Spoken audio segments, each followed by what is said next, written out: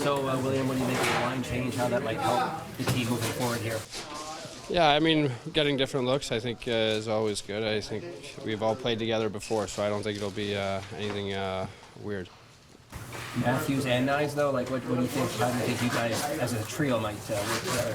I thought we were working really hard today, getting a lot of putts back on the forecheck, and I mean, creating a lot of opportunities. So I think that's just how we got to play the game.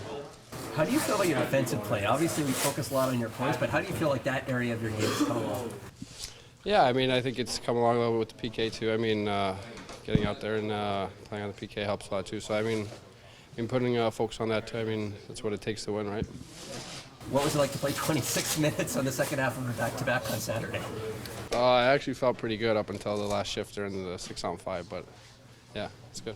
Yeah, your ice time is up like 90 seconds per game this season. What's it mean that you're getting that kind of trust? Yeah, I think it's lots of fun. I mean, being out there and I mean in important situations during the game. So yeah, just gotta stick with it. You've played a lot with Auston, but what do you like about Matt Nyes' game in particular? Yeah, he's powerful. I mean, fast, can score, makes great plays. So hungry on the puck too. I think we'll have a great line and I mean working hard tomorrow, and I think it'll help us create some chances. What was it like to play against your brother? I know not the first time, but I'm sure it's always fun. What was that like? Yeah, it was lots of fun playing against him. I thought he had a pretty good game. So I mean, proud brother. You didn't get in his head with that little playful shove in warm-up? We didn't talk to you after that game on Friday. Has that ever happened to you in the breakaway in overtime, crossbar post? Like, I can't remember if that's happened, but that might be a first. For sure, that was pretty crazy, but it is what it is. Did you actually see it? Did you know it went crossbar? Well, I know it hit the post, but I didn't know if it hit like inside or inside bar or whatever. But yeah, unluckily it hit the post or bar and post after. When you were coming in, did you feel good about it? Like, did you do what you wanted to do on that play? Yeah. I think, I mean, just an inch more to the right, I think it's in. So it's nothing you can do about it. How are you approaching, William, the week where you get a homestand for the first time in quite some time? Yeah, obviously, I love playing at home and nice to be at home. So I mean, excited to play in front of our fans and I mean, spend some time at home finally.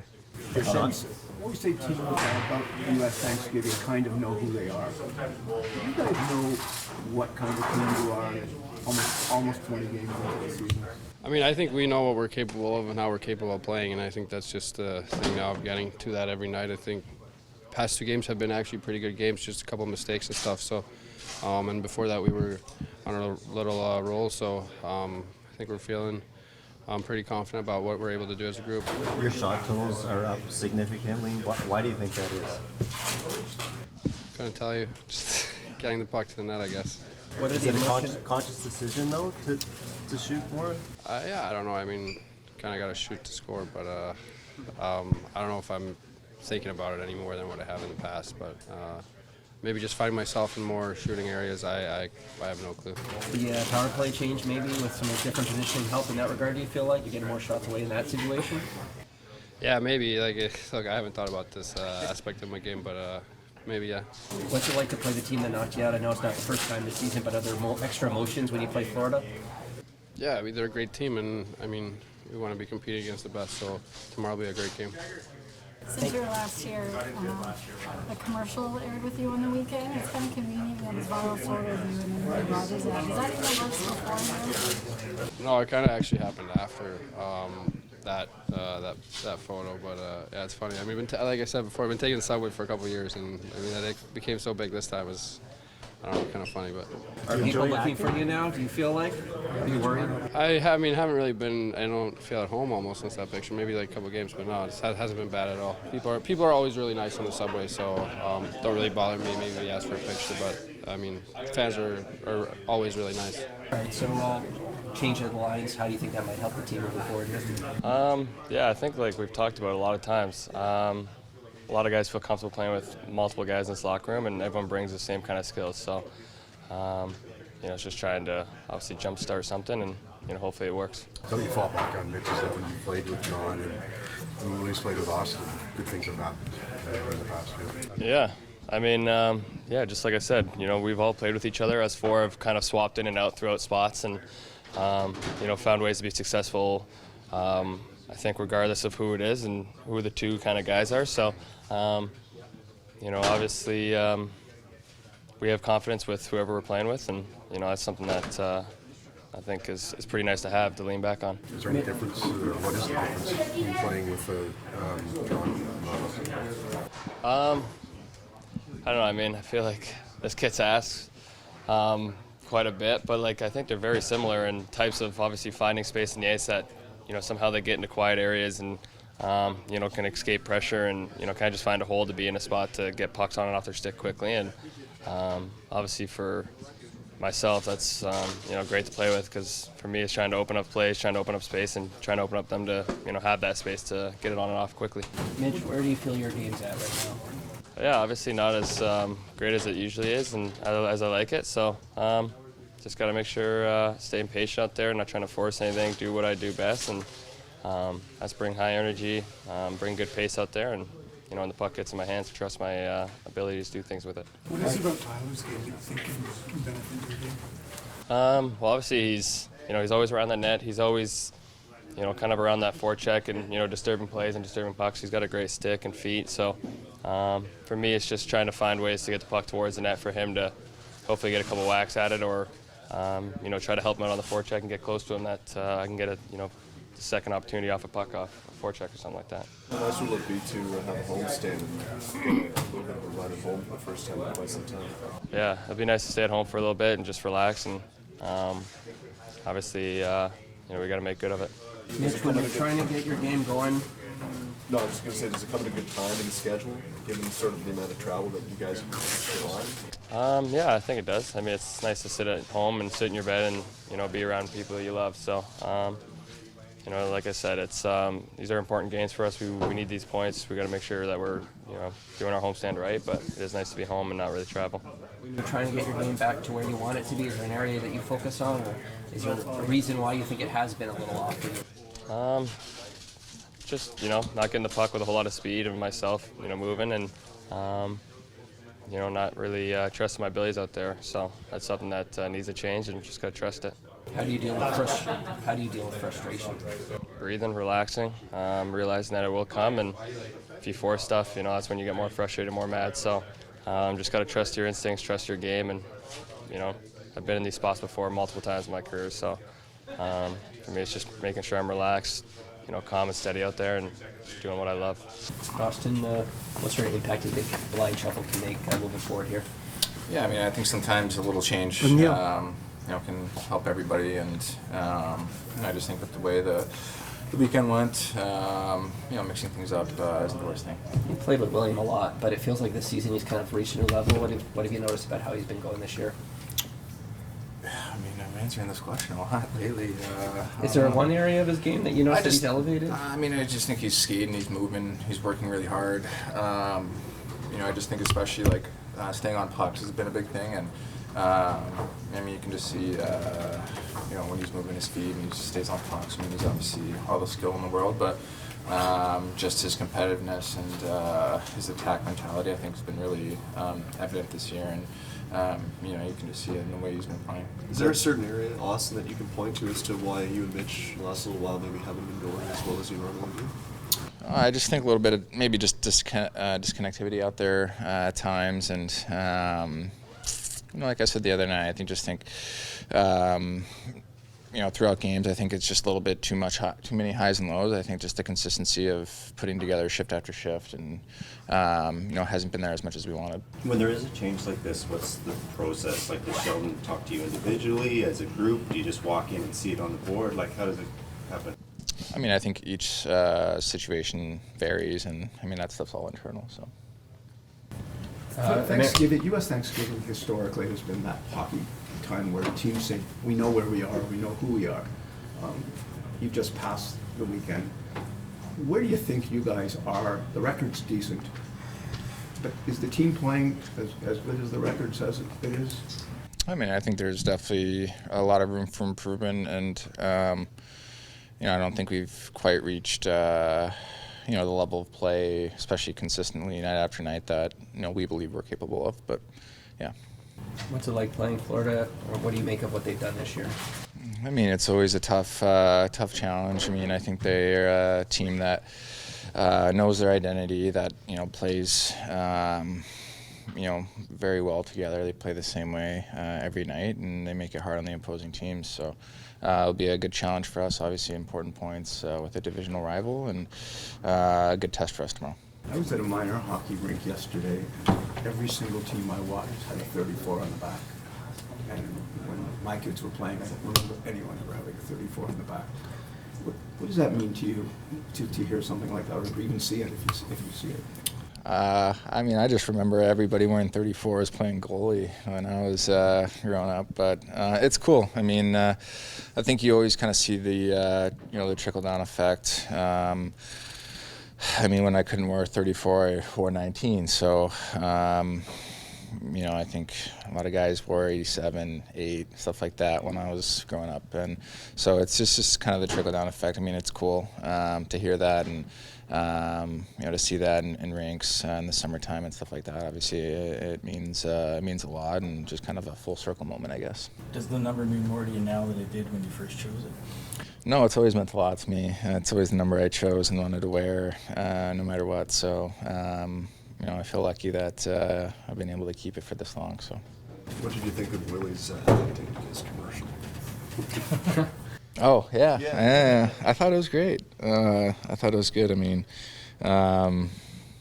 He looked right at home. So, yeah, that was good. Have you ever seen anything like the breakaway ad in Chicago to go crossbar post? Is that something that's ever happened to you? It's pretty rare. I'd say pretty fluky to hit all 3 posts and stay out. But, you definitely don't see it too often.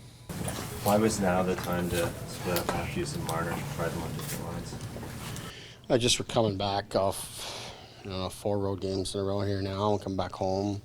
So it's a chance to kind of reset. And obviously we've been talking a lot about that group. Just been great reluctance on my part to make a change to the Tavares group in particular, and with Willie in particular, who has really found a nice groove. His game's been going so well that you're reluctant to make a change to him in his situation. You don't want to affect guys who are rolling and feeling good in order to boost other groups. But I think the time is right, and even for Willie himself, he's since coming back from Sweden the weekend, I don't think it's gone as well for him.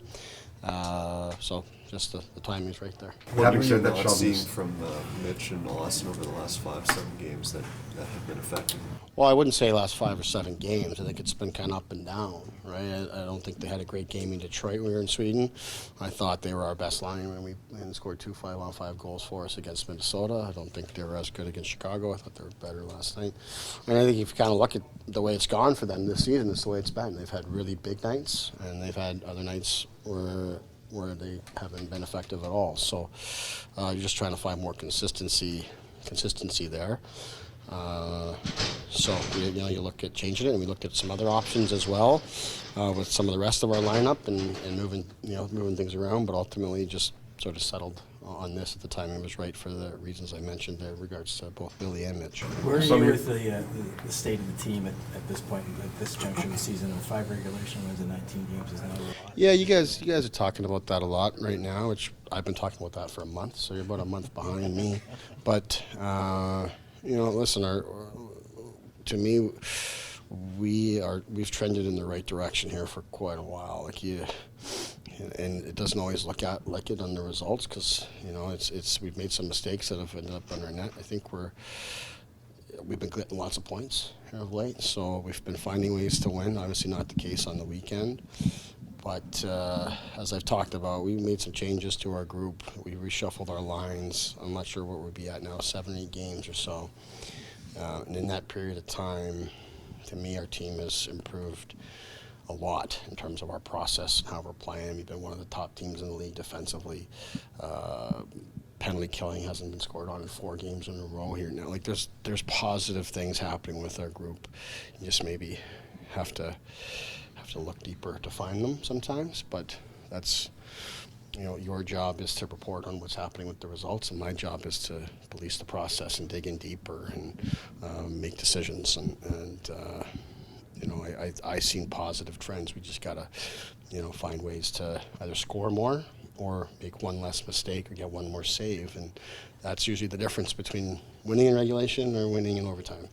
And to me, especially in this sample, since Domi's shifted down to the third line center spot, to me our team has looked a lot more like it has been in the past, and I believe the results will follow. So some of the reluctance you were talking about with the switch lessen a bit when you remember, well, you know what Matthews and Nylander have done together and Tavares have done together last season.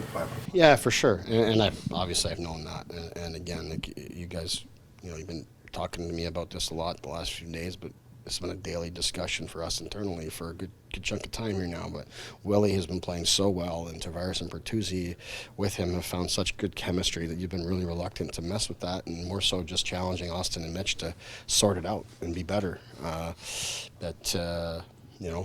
As things change and you come back from the road, and maybe as things start to wind down a little bit in terms of the high that Willie was on, you can kind of reset some things. So that's really it. But yeah, there's lots of history there for those guys having success together, and for me moving them around. With William off to the start he did this season, does that increase your comfort level with him in some of those defensive situation matchups? Yeah, especially because he's had the puck so much. He hasn't had to defend very much. That's been probably the biggest change. He's not on our half of the ice as much. He's in control of the play. I think Willie wants to grow in all areas of his game, not just being a more consistent threat offensively, but we've talked lots over the years about being great, his influence in the game in all areas.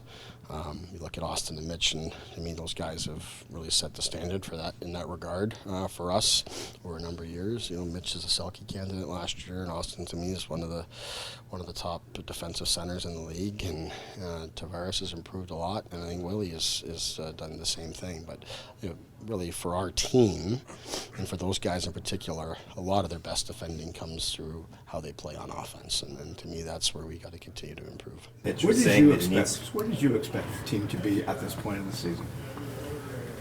I didn't look too far ahead. I'm not into projections or setting goals or anything like that. You take every day as it comes. I believe we should win every single game we play in. I've never coached a game at any level with any team without feeling like we should win the game in front of us. That's where we're at with this team. So anytime we don't come away with 2 points and a win, I leave disappointed. Mitch was saying that he needs to relax a bit, breathe. What's your sense of how much pressure he's putting on himself, or where he's at mentally right now? Players of that caliber that have had so much success, and I have high expectations of themselves. Mitch is no different. So sure, as things start to pile up, you want to do better, and as the team doesn't get the results like we had, in these last couple of games, you start to wear it a little bit more. That's natural. It's because he cares. He knows that he needs to be better. We're going to help him through it. I've been talking with him, meeting with him. We've been working on some things on the ice that I think he has to really focus on that can help him start to, be Mitch Marner, the Mitch Marner that we know. But he went through stretches like this last season too, especially in the early going, and it turned out, he had an incredible season for us. So I don't expect it to be any different for him. How much can last question? You're finally back at home now for a little stretch, which is something that's eluded this team because the schedule, Sheldon. Can that help this week and just getting the guys getting a routine away from the ice and all that sort of thing? Yeah, the routine is something we're excited to get back into. Yeah. Our game that we had the other night against Pittsburgh is the first time in a while where it's felt like a regular game day routine for us. We've been playing afternoon games and we were overseas and all those kind of things. But we liked how we played on home ice before we went out to Sweden. Again, even sometimes when those results weren't there for us, we were doing a lot of good things. We're looking to carry that forward to home ice here. We've got some tough games ahead here, no doubt, starting with tomorrow night. We'll focus on that, but I think the guys are excited to spending time in their own bed and playing in front of our fans. But as we all know, it's one thing to be excited about, it's another thing to get out and perform. So, we'll be anxiously waiting puck drop tomorrow. How do you feel about where the team's at?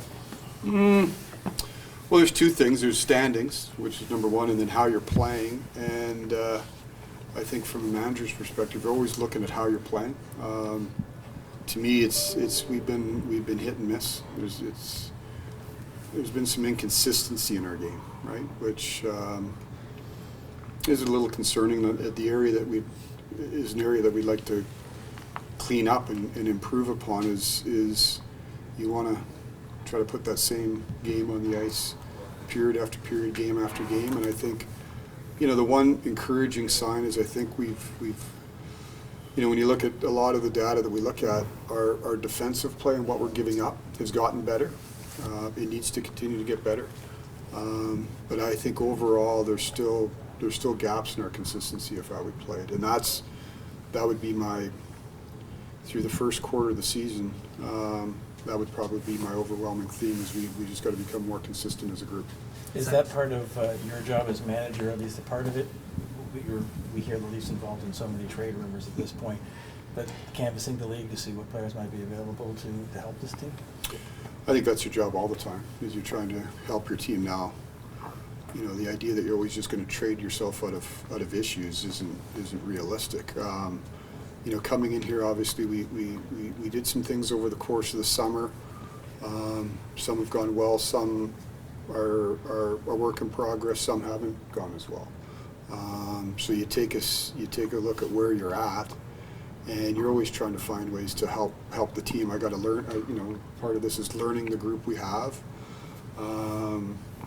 But certainly, you're always looking at ways to make yourself better and at what cost and all those types of things. So that's an everyday part of the job for sure. How about John Klingberg? What's the prognosis, if you can tell us any more, and how much are you worried about his lingering issues when you signed him? Well, yeah. First of all, we didn't anticipate. This wasn't something that we knew the player was injured and we went and signed him anyhow. We knew the history of the player, but we didn't anticipate that there was going to be an issue. He got injured, sort of the event, if you would be. I think it was in the Florida game, or it was on that first road trip. I think it was the first road trip, right? We went to Florida, Tampa, and so it hasn't improved. So what John's doing now is we're gonna have. I hate to say it because in case you don't have it, but I anticipate we're going to have clarity this week. He's meeting with some doctors. We went through some meetings last week to see if this is a situation where there's a surgical intervention or not. And so I would anticipate, what are we today, Monday? I would anticipate by the end of the week, probably at the latest, we're going to have, I say that cautiously because you never know, but I'm anticipating by the end of the week we're going to have a better idea of where John's at or what the prognosis would be. But it's limited him. When we looked at bringing in John, obviously, I said at the time he's coming off, a tough year in Anaheim. When I looked at our defense here and looking at trying to, at that time, some of the decisions we had to make. We had Auston, we have Willie. That I mentioned that were priorities and making sure we gave ourselves flexibility to handle those contracts. We were looking to go short term. John, we wanted to come in and help us moving pucks, generating some offense, helping us get out of our own end. And like I said, injuries happen, and that's part of the unfortunate part of the game. We'll see. We'll see where he's at, hopefully by the end of this week, and go from there. Right. Is Is he Denver bound right now? Sorry? Is he Denver bound? Denver? That's often where people go to get their hips looked at. Oh, no, I think Denver bound. I think the doc he's dealing with is in New York. Okay. I believe so. He had some consultations with them over the course of last week, and I believe he's going to see the doctor in New York this week. But it Right. is the hips? Excuse me? It's a hip issue, yeah. Right, how much has Nylander's start impacted, if at all, your talks with Lewis Gross? Well, I'm not going to delve into, I think you guys will get to know me. I try to give you as much as I possibly can, but I'm not going to get into those discussions other than say nothing's changed on our end. We continue to, our desire and our hope at the end of the day is we're going to get Willie signed. And there's a process that you go through. Willie's had a tremendous start to the year, but I think I don't think this is just a hot start. I think he's a really good player, and I stated from day one here, our objective was to get Auston signed. We got him signed. Our objective is to get Willie signed, and we're working at it. So, you know, he said it. He had a great start. Great for him. Great for us. But that doesn't change in any way. You know, we just continue to work away at it. How do you feel about Ryan Reeves so far? Excuse me? Ryan Reeves, how do you feel about I think Reeve will probably be the first to tell you he's had a tough, you know, had a tough start. I thought it was, you know, I think the group and Reeve himself, it's good to see him not just score, but I thought he played well in Chicago. You know, and you know, again, the thought process behind that is what he can add to our room. Like a lot of things, I think there's, you know, he can play better. He's had some bad luck. I know that gets a lot reported about plus minus and all the rest of it. He knows he can be better, but there's, you know, he's chewed on some minuses, in my opinion, that aren't related to him. And sometimes you go through stretches like that. So, you know, hopefully the Chicago game's a good sign to come. But he's, you know, we need more from a lot of guys here right now. How do you assess the defense, Brad? 2 more questions. How have you assessed the defense so far? Well, it's hard, right, Mark? You've had a lot of injuries, you know.